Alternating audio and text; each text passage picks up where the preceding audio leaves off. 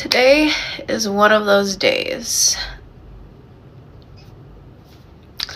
I am a lot in debt.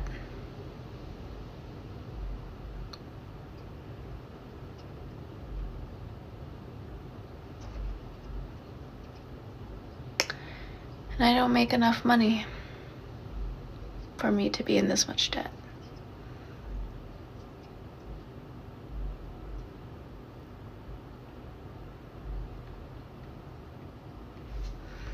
So I first saw this video and I saw 77,000, almost $80,000 worth of debt. And in my mind, my first thought is, how do you even get this much debt? Now, she looks like she's like 25. I think she even put in the video. She is 26 years old and she has $78,000 in credit card debt, or just debt in general. Okay. Now, I thought about this. I'm like, okay, what are the different things that you can go in debt for? You can get a mortgage, you can get a car payment.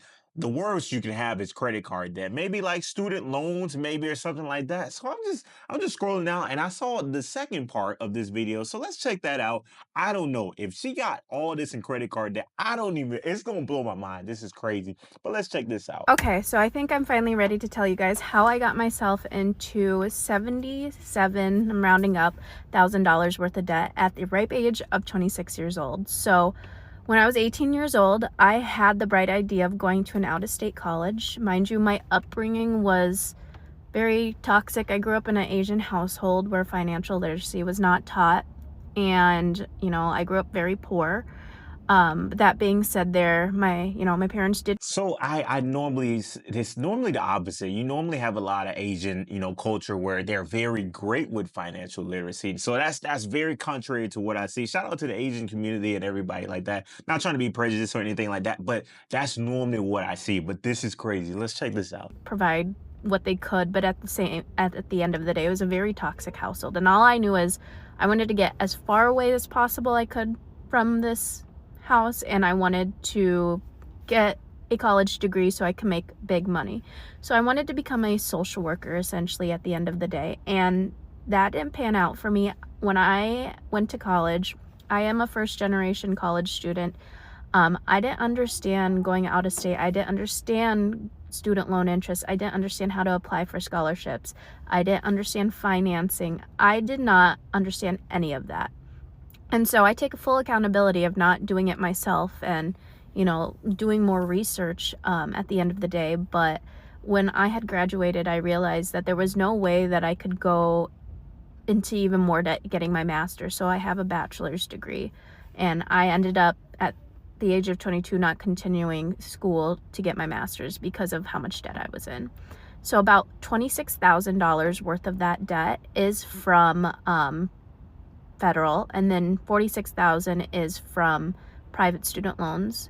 And my mom's credit was so bad at the time that I wasn't able to even apply for a Parents Plus loan, so I had to pull out private loans. And It's not her responsibility. This is something that you decide to do with your life. Now, listen, I'm not about to dog on her or like say anything crazy at the end of the day, but hey, this is crazy. Like, why is that the thing? She went to school, this prestigious school. I don't know what school she went to, but it's a big school just to get a degree in social work. Like, not that that's a bad degree or it's some degree that you shouldn't get, but at the same time, you have to consider the options. You have to weigh out everything. I don't know what her situation is right now. Hopefully she got a pretty good job that's paying pretty good so she can get rid of the debt. But that's crazy. I got to figure out what school she went to. That's crazy. But let's get to the rest of the video. essentially do that. Now, I do have $5,000 in credit card debt.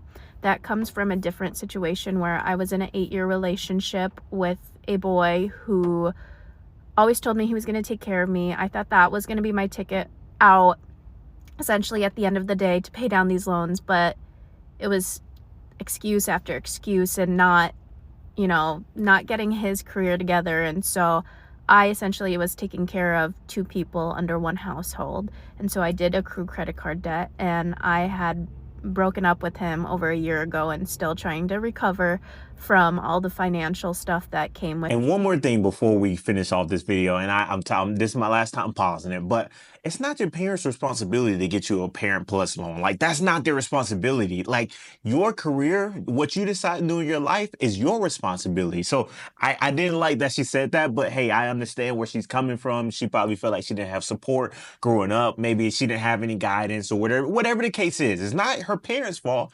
Unfortunately, it's your fault. That's the reality of it. Not that you made any bad decisions in your life. Some of them may not have been the best decisions, and you're going to learn from it. That's what life is about. You learn from the decisions that you made. But hey, now she's just trying to figure out her way around it. Now I'm just waiting to see where she is currently in this situation. Hopefully she got a job and she has a plan for everything. But it sounds like she's got taken accountability as well. So let's just finish out this video. Let's check this out. And at the end of the day, it is my life. I take full accountability for what's happened to me so far and where I am now. It's just hard to be by yourself and look at debt because it can be so lonely, and that's mainly why I made that video. I really appreciate the people that have been leaving really nice comments. I would love if people left more like debt advice or what stuff that they've done, or even just kind words, because people have left some mean comments in the last one. Lastly, the last thing I want to address is my nails and my hair. So I actually invested in my own hair, doing it myself when I was 18 years old and learning how to do it on YouTube. So these products that I've bought have been from way back when. My mom does nails, so I get my nails done for free. Anything that you guys see on me has been gifted to me. And essentially those are my only two debts: student loans and that $5,000 of credit card debt. I plan to make more videos about my debt payoff journey. I've already started paying stuff down, but I would love some of your guys' advice. So thank you for listening. First off, shout out to her for making this video, because I know how hard it is probably just to share all this information out here. So shout out to her. If y'all haven't seen her video, go watch that on TikTok. And second thing I want to say is, like, it's not your fault. Like, don't try to justify what you spend your money on. Don't try to do that. I know the comments are going to say whatever. She's like, oh, I get my nails done for free. She's trying to justify what she spent her money on. And that's your life. You decide that. You make those decisions in your life. And you're always going to have everybody in the world is going to leave an opinion about you. But there's two things I want to tackle right now. The first thing I want to say is, we've got to kill this culture. We've got to kill this culture of going to these massive schools. And she didn't say what school she was, or if she did, I may have missed it. But we got to kill that. You don't have to go to Princeton. You don't have to go to Duke University. You don't have to go to these prestigious universities unless your field or whatever the case is super competitive to where going to one of these big colleges and getting one of these big degrees benefits you to the extreme. Aside from that, do not do that. That's not what you do, especially if you don't have any guidance. That's number one. If you don't have any guidance, you don't know what you want to do with your life. Do not go to school and get these big loans. It's a complete waste of money. On top of that, she got a degree in social work. Social work is one of those degrees. It's like, what can you truly do with that degree that's going to give you a high paying skill? Now, maybe her goal wasn't to make a lot of money. Maybe her goal was to, do something to where she's proud of the work that she's doing. And there are high paying roles within social work.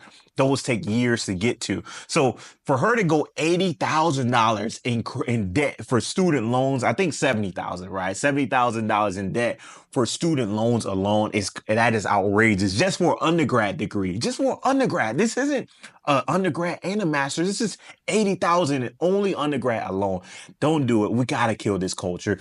Going to school just because you want to have fun, or you going to school just because you don't know what you want to do, or you're just getting a random degree just because your parents told you to. We gotta kill that culture. We've got to kill that culture. But hey, I'm gonna move on. The second thing I want to tell her, listen, shout out to it, and I know the title. I'm gonna put the title. It's gonna be something crazy, right? Her blaming her parents or something like that, right? It's gonna be a crazy title, but I genuinely don't want to beat her down. I genuinely want to tell her, if she watches this video, and I recommend you, listen, I don't know your situation. I don't know what you got going on in life right now, but what I will say is sit down, reset in life. Okay. Yes, it's a massive amount of debt, right? It's 77,000. And right now you probably feel like you don't have any plan. Hopefully she does. She made accountability.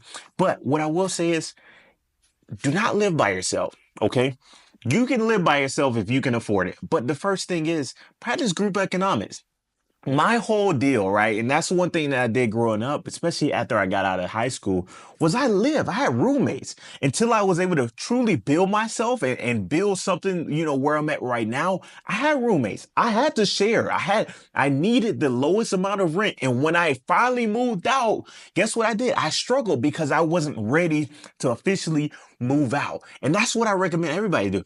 Roommates, get you a roommate, get you a family, move back with your parents if that's even possible. Move in with your brother, your sister, move in with your cousins or a friend or whoever. If you have nobody at the end of the day, you've got even apartment buildings who put you with roommate. They literally will pair you with a roommate. They have systems like that. That's what I recommend you doing. I don't know if you already doing that, if you already live with a parent, but at the same time, do that. And after that, you just save it and dedicate yourself to get rid of this debt. But at the end of the day, now you got Trump. He's garnishing wages now. So you gotta pay, you gotta set out a plan to get rid of this debt. That's the reality of the situation. Minimize your expenses. I don't know if you got a car payment, everything like that. Get rid of it all, especially if you don't know how much money you're gonna be making within the next few months or future, whatever the case is. But hey, listen, sounds like she got a plan.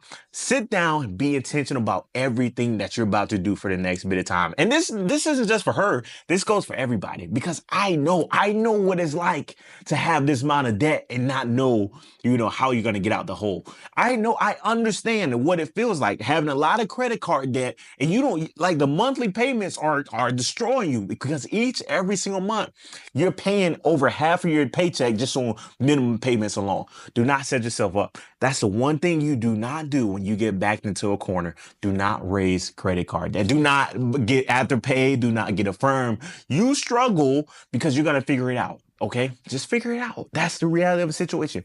Make a plan and execute it, okay? But hey, I'm not going to stay on it too long. Make sure you hit that like button, hit that subscribe button as well for more great content like this. I'll see you next video. We out. Let's go.